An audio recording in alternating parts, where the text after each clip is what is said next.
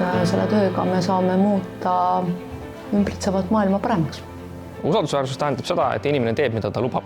Asjatundlikkus tähendab minu jaoks seda, et kohtunik kindlasti ei saa piirduda kõige selle teadmisega, mille ta on omandanud ülikoolis tudengina. Asjatundlikkus, sõltumatus ja usaldusväärsus, ma arvan, et nendes 3 sõnas peitubki õigusriigi kohtu olemus. Usaldusväärne ongi see kohtunik ja see kohus, kes on professionaalne, tunneb asja, aga samas on erapooletu. Sinu töökohtus võib saada eeskujuks teistele või muuta varem kehtinud praktikat või tava. Kohtus töötamine annab võimaluse teha igal päeval tähendusrikast ja huvitavat tööd.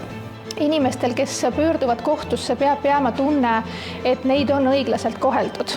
Professionaalsuse mõttes see kindlasti tähendab võib-olla ka vastutust ühiskonna ees. Et see, mida me teeme, mõjutab inimeste elusid. Eesti kohtute pakutav koolitussüsteem on lihtsalt parim. See on suurepärane võimalus juriidiliste huvidega inimesel areneda piiramatult.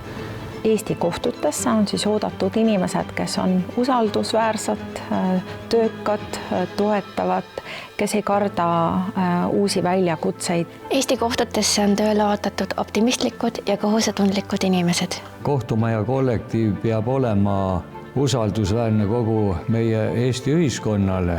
Kuna kohtus pead sa kokku puutuma väga erinevate inimestega, siis on väga oluline, et sul oleks empaatiavõimelisust. Väga palju on olukordi, kus sa pead natuke kastist välja mõtlema. Kohtusse on oodatud tööle ausad, targad ja töökad inimesed. Targad, hoolivad, õiglased, inimlikud, süveneda tahtvad. Lai silmaring tuleb kindlasti kasuks. Kohtud Professionaalsuse ja põnevusega.